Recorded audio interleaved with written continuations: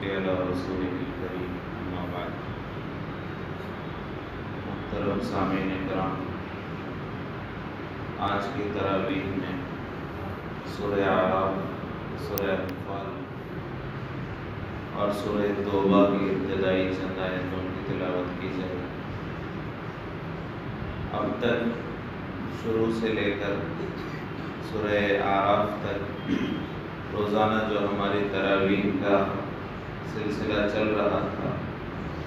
اس میں اکثر روزانہ ایک سورت کی تلاوت کی جا رہی تھی، یا پھر کبھی کبھار ایک پوری سورت دوسری سورت کا کچھ حصہ پڑھا جا رہا تھا، اس لیے کہ اب تک کے پاروں میں جو سورتیں تھیں وہ بڑی لمبی سورتیں تھیں، تو روزانہ ہمارے تلاوت کا جو نظام تھا ایک پارہ سوا پارہ،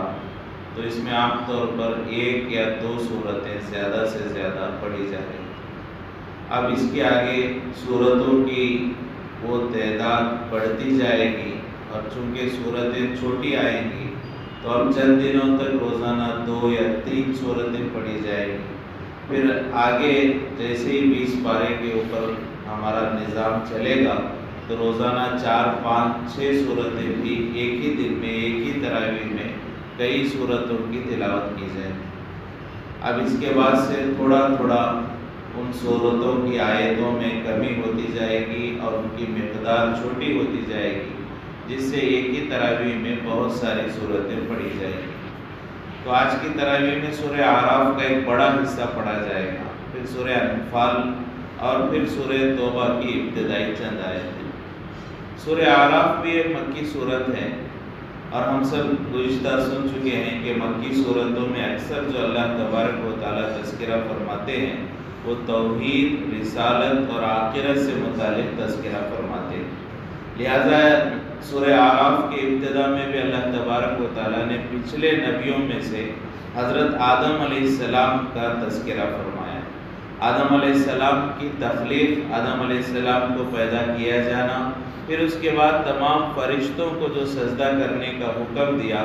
اس واقعے کو اللہ نے تفصیل سے بیان فرمایا۔ اللہ نے فرمایا کہ ہم نے آدم کو پیدا فرمایا اور فرشتوں کو حکم دیا کہ سجدہ کرو، تو تمام فرشتوں نے سجدہ کیا، لیکن ابلیس نے سجدہ نہیں کیا، اور ابلیس نے انکار کر دیا اور یہ کہا کہ مجھے آگ سے پیدا کیا گیا اور اسے مٹی سے پیدا کیا گیا، تو میں گویا کہ افضل ہوں، میں اس کو سجدہ کیوں کروں؟ لہٰذا تمام فرشتوں نے تو سجدہ کیا، لیکن ابلیس نے سجدہ نہیں کیا۔ جیسے ہی اس نے اللہ کے حکم کو توڑا، اللہ تبارک و تعالیٰ نے اس پر لعنت بھیجی اور لعنت کا فیصلہ فرمایا، تو ابلیس نے اللہ تبارک و تعالیٰ سے درخواست کی، اے اللہ، قیامت کی صبح تک مجھے موقع دیا جائے کہ میں تیرے بندوں کو بہکا سکوں۔ تو اللہ تبارک و تعالیٰ نے وہ موقع اسے نصیب فرمایا، اور اس کے بعد سے جو ہے اس نے وہ بہکانے کا کام شروع کیا، اور اللہ سے اس نے کہا کہ اللہ، میں تیرے بندوں کو بہکاؤں گا، اور اکثر بندوں کو تو دیکھے گا کہ وہ تیرے ناشکرے ہوں گے، تیری نعمتوں کو استعمال کرتے رہیں گے پھر بھی تیری ناشکری کرتے رہیں گے۔ تو اللہ تبارک و تعالیٰ کی نعمتوں پر شکر کرنے والے بندے ہر زمانے میں کم ہی ہوتے ہیں۔ اکثر لوگ جتنی بھی اللہ کی نعمتیں ملے وہ ناشکری کرتے ہیں، شکوے اور شکایت کرتے ہیں، اسی کو ابلیس نے اللہ کے سامنے ظاہر فرمایا۔ تو پھر اللہ تبارک و تعالیٰ نے اس کے بعد 4 مرتبہ بندوں سے مخاطب ہو کر یا بنی آدم کے ذریعے اللہ نے ہم سے مخاطب ہوا، اور اللہ نے کچھ باتیں ہمیں بیان فرمائی۔ تو سب سے پہلے اللہ تبارک و تعالیٰ نے یا بنی آدم کہہ کے مخاطب ہو کر یہ بیان فرمایا کہ اے آدم کی اولاد، میں نے تمہیں لباس کی نعمت نصیب فرمائی ہے، میں نے تم پر لباس اتارا، یہ لباس ایک نعمت ہے۔ تو اللہ تبارک و تعالیٰ نے لباس کو ایک نعمت کہا، اور اس کا فائدہ بھی اللہ تبارک و تعالیٰ نے خود بیان فرمایا کہ اس سے تم اپنے ستر کو، اپنے عیب کو، اپنے جو ہے کمیوں کو چھپاتے ہو اور زینت اختیار کرتے ہو۔ تو اللہ تبارک و تعالیٰ نے لباس کو گویا کہ اتارا، اور اللہ فرماتے ہیں یہ میری طرف سے تمہیں ایک نعمت ہے، لہٰذا لباس کا پہننا یہ اللہ کی مرضیات میں سے ہے، اور لباس میں جو ہے بے ڈھنگ کا کا استعمال ہونا اور غیر شرعی لباس کا پہننا یہ اللہ کو ناراض کرنے والا ہے۔ تو لباس کو گویا کہ اللہ نے نعمت بیان فرمایا۔ پھر اس کے بعد دوسری مرتبہ اللہ نے یا بنی آدم کہہ کر جو بات فرمائی اس میں بھی لباس ہی کا تذکرہ تھا کہ اللہ تبارک و تعالیٰ نے فرمایا کہ اے بنی آدم، جب تمہارے ماں باپ کو آدم اور حوا کو شیطان نے بہکایا اور شیطان کے بہکاوے میں آ کر جس درخت کے پھل کو کھانے سے میں نے منع کیا تھا یہ اس کو کھا لیا، اس کے قریب چلے گئے، تو میں نے جو ہے اس نادانی کی وجہ سے ان کے لباس کو میں نے اتار لیا۔ پہلے لباس کی نعمت دینے کا تذکرہ تھا، پھر لباس کی نعمت چھن جانے کا تذکرہ ہوا۔ تو اللہ تبارک و تعالیٰ نے فرمایا کہ جیسے ہی آدم اور حوا سے وہ نادانی ہوئی میں نے ان سے لباس کو اتار لیا، لباس کو چھین لیا۔ تو علماء یہاں پر یہ بات بیان فرماتے ہیں کہ گناہ کے بہت سارے نقصانات ہیں، لیکن گناہ کا ایک سب سے بڑا نقصان یہ ہے کہ آدمی بے شرم اور بے حیا ہو جاتا ہے۔ جیسا آدم علیہ السلام سے معمولی نادانی ہو گئی تو لباس ان کا چھن گیا، تو بالکل اسی طرح جب بھی کوئی گناہ کرتا ہے اس کے بہت سارے نقصانات ہوتے ہیں اور اس کے بہت سارے نتیجے ظاہر ہوتے ہیں۔ اس میں ایک سب سے بڑا نتیجہ یہ ہوتا ہے کہ آدمی جتنا گناہگار ہوتا چلا جاتا ہے، جتنے گناہوں میں وہ دلدل میں پھنستا چلا جاتا ہے، اتنا وہ بے شرم اور بے حیا ہو جاتا ہے اور اس کی زندگی میں فحش اور بدکاری اور زنا اور بے حیائی کی چیزیں پنپنے لگتی ہیں۔ تو گناہ کا ایک بڑا نقصان وہ حیا اور شرم ختم ہو جاتی ہے۔ تو اللہ تبارک و تعالیٰ نے فرمایا کہ آدم علیہ السلام کی اس نادانی کی وجہ سے ہم نے ان کے لباس کو چھین لیا۔ پھر آگے تیسری مرتبہ اللہ تبارک و تعالیٰ نے یا بنی آدم کہہ کر جو ہے اللہ نے ہمیں مخاطب فرمایا، اور اس وقت اللہ نے فرمایا کہ جب تم مسجد کو آؤ، گھر جو ہے اللہ کے گھر کو آؤ تو تم زینت اختیار کرو۔ کہ آدم کی اولاد جب تم مسجد کا ہو تو زینت اختیار کرو، اچھے اور عمدہ لباس پہن کر مسجد کو آیا کرو۔ تو اللہ تبارک و تعالیٰ نے فرمایا کہ مسجد اللہ کا گھر ہے اور مسجد میں حاضری اللہ کے دربار میں حاضری ہے، تو اس میں چاہیے کہ ادب و احترام کا خیال رکھا جائے، پاکیزگی کے ساتھ، صفائی اور ستھرائی کے ساتھ اور اچھے انداز میں اللہ کے دربار میں اللہ سے ملاقات کے لیے حاضر ہونے کی کوشش کی جائے۔ لیکن عام طور پر ہمارا مزاج ہم دیکھتے ہیں کہ بادشاہوں کے پاس جائیں، بازاروں میں جائیں، شادیوں میں جائیں، محفلوں میں جائیں، مہمانوں کے یہاں جائیں، دوستوں کے یہاں جائیں، اچھے کپڑے پہن کر جاتے ہیں، لیکن مسجدوں کے لیے ہمارے سادہ لباس ہوتا ہے اور ایسا لباس پہن کر ہم مسجد کو آتے ہیں جو لباس پہن کر ہم باہر جانے میں شرم محسوس کرتے ہیں۔ تو مسجد کو آتے ہوئے کرتا پاجامہ جو بھی ہمارے کپڑے ہیں ایسے کپڑے پہن کر آئے کہ ایسے عمدہ ہوں کہ اگر ہم چاہیں تو ان کپڑوں کے ساتھ بڑے سے بڑے بادشاہ کے دربار میں اور بڑے سے بڑے جو ہے مہمان کے یہاں، اچھے سے اچھے یہاں دوست اور رشتہ دار کے یہاں بھی ان کپڑوں میں جانے میں شرم محسوس نہ کریں، ایسے کپڑوں میں مسجد کو آنے کی فکر کریں۔ خاص طور سے دیکھا جاتا ہے کہ ہم جو بہت سارے لوگ مسجد میں بغیر ٹوپی کے آتے ہیں اور مسجد کی ٹوپی استعمال کرتے ہیں، اور چونکہ بہت ساری مرتبہ وہ ٹوپی بھول کر بہت سارے لوگ اپنے ساتھ واپس لے کر چلے جاتے ہیں، تو اس لیے مسجد والے بھی، چونکہ یہ بڑا مسئلہ ہے کہ روزانہ لوگ جو ہے ٹوپیاں لے کر جائیں تو کتنے وہ ٹوپیوں کا نظام کریں گے، تو وہ ایسی ٹوپی مسجد میں رکھتے ہیں جس سے پہچان ہو جائے کہ یہ مسجد کی ٹوپی ہے، اور ایسی ہلکی ٹوپی رکھتے ہیں کہ اگر وہ کوئی لے کر بھی چلا جائے تو مسجد کا زیادہ نقصان نہ ہو، تو وہ ہلکی ٹوپی اور ایسی ٹوپی جسے پہن کر ہم مجموعے میں نہیں گھوم سکتے، ویسی ٹوپی کا پہن کر نماز پڑھنا بھی اللہ والے فرماتے ہیں مناسب نہیں ہے۔ تو اچھی ٹوپی ہونی چاہیے، عمدہ لباس ہونا چاہیے، یہ کوئی معمولی چیز نہیں، اللہ کا دربار ہے، اللہ سے ملاقات کے لیے آ رہے ہیں اور اللہ کا حکم ہے کہ اس میں زینت اختیار کرو، عطر ہو سکے تو عطر لگائیں، پاکیزہ کپڑے پہنیں، اچھے عمدہ لباس کے ساتھ مسجد کو آنے کی فکر کریں۔ پھر اس کے بعد اللہ تبارک و تعالیٰ نے سورہ اعراف میں جنت اور جہنم اور جنتی اور جہنمیوں کا تذکرہ فرمایا۔ اللہ تبارک و تعالیٰ نے فرمایا کہ جنتی اور جہنمی آپس میں بات چیت کریں گے، مذاکرہ کریں گے۔ کیا بات چیت ہوگی یہ بھی اللہ تبارک و تعالیٰ نے فرمایا کہ اور اس کی وجہ کیا ہوگی یہ بھی اللہ تبارک و تعالیٰ نے بیان فرمایا۔ جنتی اور جہنمی بات چیت کریں گے، اللہ یہ بات چیت کیوں کرائیں گے، یہ موقع کیوں دیا جائے گا، اس کی وجہ کیا ہے؟ تو اس کی وجہ یہ ہے کہ جب جنتی جہنمیوں کو دیکھیں گے اور ان کے عذابات کو دیکھیں گے تو جنتیوں کو اپنی نعمتوں کی قدر پیدا ہوگی کہ اللہ نے مجھے کتنی بڑی نعمت نصیب فرمائی ہے اور کیسے عیش و آرام کی زندگی اللہ نے مجھے دی ہے، تو اللہ کی نعمتوں کی اور زیادہ قدر ان کے اندر پیدا ہوگی، اس لیے اللہ جہنم کا نظارہ انہیں دکھائیں گے۔ دوسری چیز یہ ہے کہ اللہ کی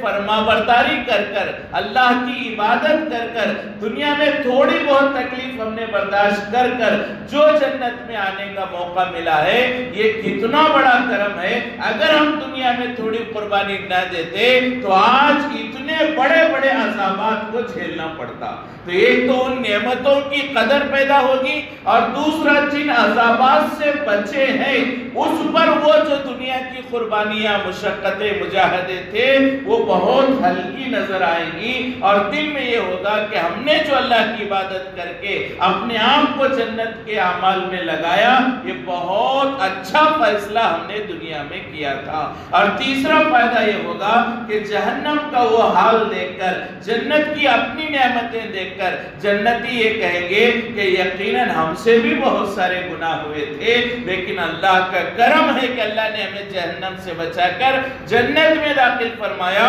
تو اللہ کا شکر ادا کریں گے۔ یہ فائدے ہیں جہنم کا نظارہ دکھانے کے، کہ جنتیوں کو جب جہنم کا نظارہ دکھائیں گے تو یہ فائدے ہوں گے، اس لیے اللہ انہیں جہنم کا نظارہ دکھلائیں گے کہ وہ نعمتوں کی قدر ہو، کس سے بچے ہیں انہیں یہ معلوم ہو جائے، اور یہ اللہ کے فضل سے ہوا تو اور زیادہ اللہ کا شکر ادا کرنے کا جذبہ ان کے اندر پیدا ہو جائے۔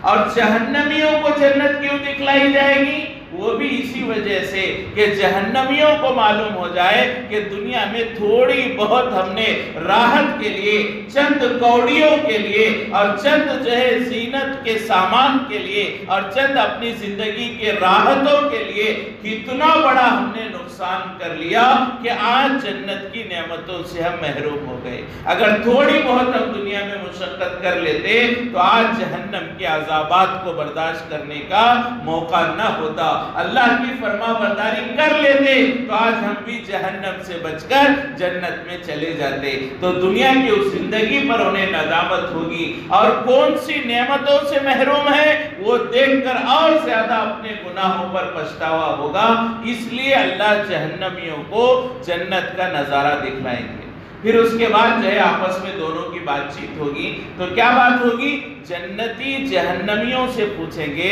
کہ اللہ نے جو ہمارے ساتھ وعدہ کیا تھا، ہمارے رب نے جو ہمارے ساتھ وعدہ کیا تھا، اللہ نے وہ وعدہ پورا کیا، وہ نعمتیں ہمیں نصیب فرمائی، اللہ کا وعدہ ہمارے ساتھ پورا ہو گیا۔ تو جنتی پوچھیں گے جہنمیوں سے کیا تمہارے ساتھ جو وعدہ کیا گیا تھا وہ بھی پورا ہوا کہ نہیں ہوا؟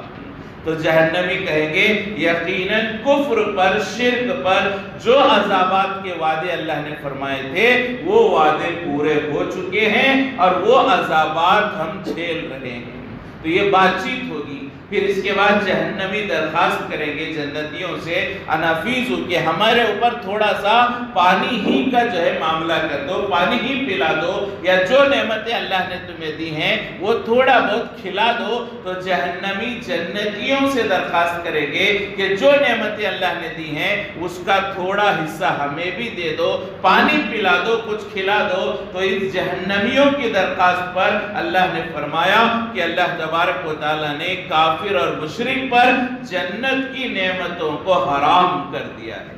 کوئی کافر و مشرک جنت کی نعمت کو حاصل نہیں کر سکتا۔ جنت کی پانی اور جنت کا کھانا یہ کسی کافر کو میسر نہیں ہو سکتا۔ کافر کے لیے میں نے جنت کی نعمتوں کو حرام قرار دیا ہے، یہ اللہ نے قرآن میں فیصلہ سنا ہے۔ پھر آگے اللہ تبارک و تعالیٰ نے فرمایا کوئی کافر جنت میں نہیں جا سکتا۔ کوئی کافر جنت میں نہیں جا سکتا۔ اور وہ کتنا ناممکن ہے، کافر کا جنت میں جانا ایسے ناممکن ہے، اللہ نے خود مثال دے کر بیان فرمایا، جیسے اونٹ کا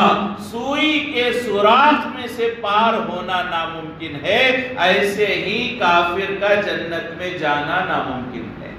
جیسے سوئی کے سوراخ میں سے اونٹ پار نہیں ہو سکتا، اونٹ گزر نہیں سکتا، ایسے ہی کوئی کافر جنت میں داخل نہیں ہو سکتا۔ تو اللہ تبارک و تعالیٰ نے یہ احوال بیان فرمائے۔ پھر اس کے بعد اللہ تبارک و تعالیٰ نے 6 قوموں کا تذکرہ فرمایا، قوم عاد کا، قوم سمود کا، قوم لوط کا، قوم نوح کا، قوم شعیب کا، پھر حضرت موسیٰ علیہ السلام کی قوم بنی اسرائیل۔ 6 قوموں کا اللہ نے تذکرہ فرمایا، اور اس میں بھی یہی مضمون ہے کہ کس طرح سے ان لوگوں نے اپنے نبیوں کے بات کا انکار کیا، اللہ کو جھٹلایا، تو اللہ نے کیسے عذابات انہیں نصیب فرمائے۔ آخر میں حضرت موسیٰ علیہ السلام اور فرعون کا واقعہ تفصیل سے اللہ نے بیان فرمایا کہ فرعون جب دعوت کو لے کر کھڑے ہوئے، اور اللہ نے ان کے ہاتھ، موسیٰ علیہ السلام جب دعوت کو لے کر کھڑے ہوئے، اللہ نے ان کے ہاتھ پر معجزے کو ظاہر کیا، تو فرعون نے مقابلے کے لیے بلایا۔ فرعون نے موسیٰ علیہ السلام سے کہا کہ مقابلہ ہو جائے، تم بھی آؤ، میں اپنے جادوگروں کو بلاؤں گا۔ لہٰذا فرعون نے اپنے جادوگروں کو بلایا اور بڑے بڑے وعدے کیے کہ اگر تم جو ہے موسیٰ کو ہرا دو اور موسیٰ سے تم اس مقابلے میں جادو میں جیت جاؤ، تو میں تمہیں اپنا قریب بناؤں گا اور تمہیں وزارت دوں گا اور بہت ساری نعمتیں تمہیں دوں گا۔ تو تمام جادوگر بادشاہ کے ان جو ہے نعمتوں کے لالچ میں آ کر اپنے اپنے جادو کو لے کر پہنچے، میدان میں اکٹھا ہوئے۔ تو موسیٰ علیہ السلام نے کہا کہ تم ہی پہلے اپنا جو ہے جادو دکھاؤ۔ تو جتنے جادوگر تھے، کسی نے اپنی رسی ڈالی، کسی نے اپنا عصا ڈالا، کسی نے اپنی لکڑی ڈالی، اب اس کے بعد جو ہے وہ سانپ بن گئے۔ پھر موسیٰ علیہ السلام نے جیسے ہی اپنا عصا نیچے رکھا، ایک اژدہا بن گیا، اور اس اژدہے نے ان تمام سانپوں کو نگل لیا۔ حالانکہ وہ سانپ نہیں تھے، وہ نظر کا دھوکہ تھا، وہ نظر بندی تھی، اس لیے کہ وہ تو جادو تھا، وہ حقیقت نہیں تھی۔ لیکن موسیٰ علیہ السلام کا جادو نہیں تھا، وہ اللہ کا معجزہ تھا۔ لہٰذا جیسے ہی موسیٰ علیہ السلام کا عصا اژدہا بنا، تو وہ تمام سانپوں کو اس نے نگل لیا۔ تو موسیٰ علیہ السلام کے اس معجزے کو دیکھ کر تمام جادوگروں نے ایمان لانے کا فیصلہ کر لیا، اور موسیٰ علیہ السلام پر ایمان لے آئے۔ تو بادشاہ کو، فرعون کو بڑا غصہ آیا، اور اس نے کہا کہ جیسے میں نے تم سے کہا تھا کہ اگر تم جو ہے کامیاب ہو جاؤ گے، میں بہت بڑی بڑی نعمتیں تمہیں دوں گا، لیکن اب تم جو ہے میرے کو چھوڑ کر اس کے رب کو اپنا رب مانتے ہو اور اس کی دعوت قبول کرتے ہو، تو بہت زیادہ عذاب ہوگا اور تمہیں تکلیفیں دی جائیں گی۔ تو تمام جادوگروں نے کہا کہ اللہ نے جب ایک مرتبہ ہمیں ہدایت دے دی، اب ہمیں ہماری جان کی پرواہ نہیں ہے، تیرے عذابات کا ڈر و خوف نہیں ہے۔ ہدایت کے ملنے کے بعد ہم اس سے گمراہ نہیں ہو سکتے، ایمان کے ملنے کے بعد ہم اسے چھوڑ نہیں سکتے۔ لہٰذا ان جادوگروں نے ایمان پر ثابت قدمی کا اظہار فرمایا، اور اس کے ذریعے سے جو تکالیف فرعون کی طرف سے آئی ان کو جھیلا اور ان کو برداشت کیا۔ تو اللہ تبارک و تعالیٰ نے موسیٰ علیہ السلام اور فرعون کا یہ واقعہ بیان فرمایا۔ پھر اس کے بعد اللہ تبارک و تعالیٰ نے بنی اسرائیل کے بہت سارے حالات اور ان کی نافرمانیوں پر، قبطی جو فرعون کے ماننے والے قوم تھی، قبطی جسے کہا جاتا ہے، ان کی نافرمانیاں اور ان پر جو اللہ کی طرف سے عذابات آئے، ان کا اللہ نے تذکرہ فرمایا۔ اللہ تبارک و تعالیٰ سے دعا ہے کہ اللہ تبارک و تعالیٰ ہم تمام کو لباس میں شریعت کا اہتمام کرنے کی توفیق نصیب فرمائے، شرعی لباس پہننے کی توفیق نصیب فرمائے، بے حیائی والے لباس سے اللہ ہم سب کی حفاظت فرمائے، اور خصوصاً مسجدوں میں آئے تو اچھے پاکیزہ صاف ستھرے کپڑے پہن کر، لباس پہن کر اللہ کے دربار میں پہنچنے کی اللہ ہم سب کو توفیق نصیب فرمائے۔ اللہ ہم سب کو اللہ پر ایمان اور یقین کامل نصیب فرمائے، اور لوگوں کے بہکاوے میں آنے سے، ایمان کے مل جانے کے بعد پھر دوبارہ گمراہ ہونے سے اللہ ہم سب کی حفاظت فرمائے۔ وآخر دعوانا